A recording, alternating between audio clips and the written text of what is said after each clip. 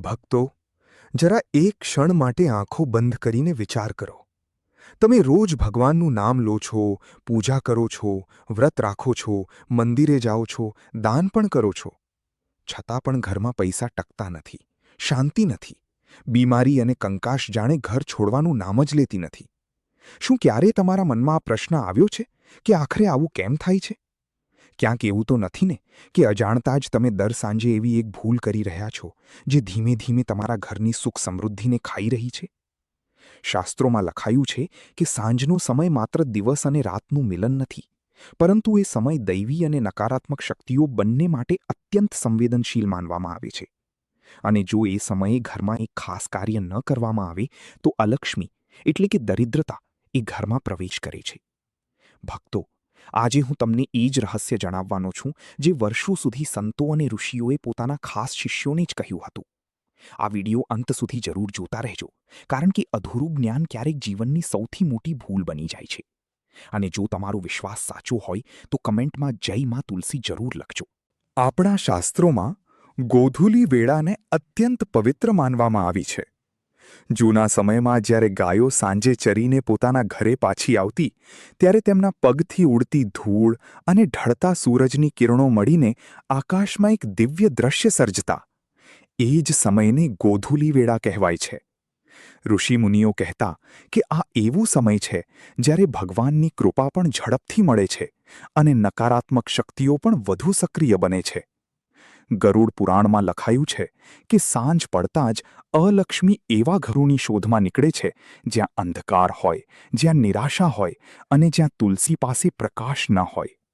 વિચાર કરો ભક્તો, જો તમારા ઘરના મુખ્ય દ્વાર અને તુલસીનો કુંડો અંધકારમાં ડૂબેલો હોય તો શું એ અજાણતા નકારાત્મકતાને આમંત્રણ આપવું નથી? તુલસી માત્ર એક છોડ નથી. તુલસી માતા ભગવાન વિષ્ણુને અત્યંત પ્રિય છે.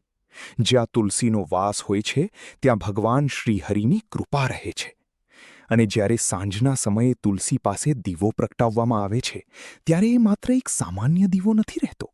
એ ઘરની રક્ષા માટેનું એક દિવ્ય કવચ બની જાય છે. કહેવાય છે કે જ્યાં તુલસીનો દીવો પ્રગટે છે ત્યાં નકારાત્મક શક્તિઓ પ્રવેશ કરી શકતી નથી અને ધીમે ધીમે ઘરમાં શાંતિ, સુખ અને સમૃદ્ધિ આવવા લાગે છે. ભક્તો, હવે હું તમને એક પ્રાચીન કથા સંભળાવું છું. ઘણા વર્ષો પહેલા અવંતિકા નગરીમાં ધનરાજ નામનો એક ધનિક વેપારી રહેતો હતો.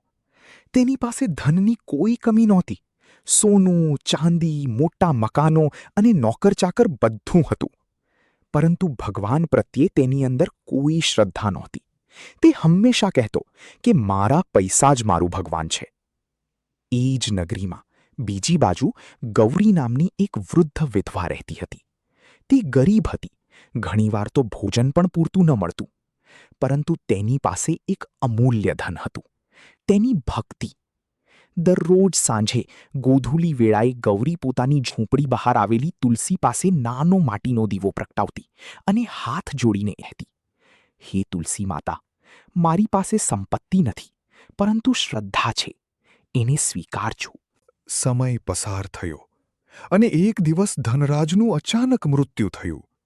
જીવનભર લોભ અને અહંકારમાં જીવેલા ધનરાજની આત્માને શાંતિ ન મળી.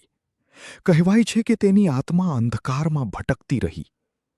એક રાત્રે ભારે વરસાદ અને ગાઢ અંધકાર વચ્ચે એ આત્મા આશ્રય શોધતી શોધતી ગૌરીની ઝૂંપડી સુધી આવી. પરંતુ જેમ જ એ ઝૂંપડીની નજીક પહોંચી તેમ જ તે ભયથી કંપવા લાગી. કારણ કે તુલસી પાસે પ્રગટેલો નાનો દીવો જાણે અગ્નિનું દિવ્ય કવચ બની ગયું હતું. આત્મા અંદર પ્રવેશ જ ન કરી શકી. એ જ સમયે જોરદાર પવન ફૂંકાયો અને દીવામાંથી નીકળતો સુગંધિત ધુમાડો એ આત્માને સ્પર્શી ગયો. કહેવાય છે કે એ ક્ષણે ધનરાજના ઘણા પાપો ભસ્મ થઈ ગયા. તેની આત્મા રડવા લાગી અને ધીમે ધીમે તેને મુક્તિ પ્રાપ્ત થઈ. ભક્તો, આ કથાનો અર્થ એટલો જ છે કે તુલસીનો દીવો માત્ર એક પરંપરા નથી. એ શ્રદ્ધા, શુદ્ધતા અને સકારાત્મક ઊર્જાનું પ્રતીક છે. પરંતુ ઘણીવાર લોકો દીવો તો પ્રગટાવે છે, છતાં પણ ઘરમાં બરકત કેમ નથી આવતી? કારણ કે વિધિમાં થતી ભૂલો. સૌથી પહેલી ભૂલ છે ખોટો સમય. ઘણા લોકો રાત્રે મોડે દીવો પ્રગટાવે છે, જ્યારે શાસ્ત્રો અનુસાર તુલસી પાસે દીવો ગોધૂલી વેળામાં જ પ્રગટાવવો શ્રેષ્ઠ માનવામાં આવે છે. બીજી ભૂલ છે દીવો સીધો જમીન પર મૂકવો. દીવાના નીચે નાનું આસન, ચોખા અથવા થાળી જરૂર રાખવી જોઈએ.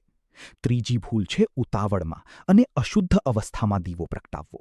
સ્વચ્છતા અને શાંતિથી કરવામાં આવેલી પ્રાર્થના વધુ અસરકારક માનવામાં આવે છે. હવે સાચી વિધિ જાણી લો ભક્તો. સાંજે હાથ પગ ધોઈને સ્વચ્છ થઈ જાઓ. પછી તુલસી પાસે માટીનો દીવો લો.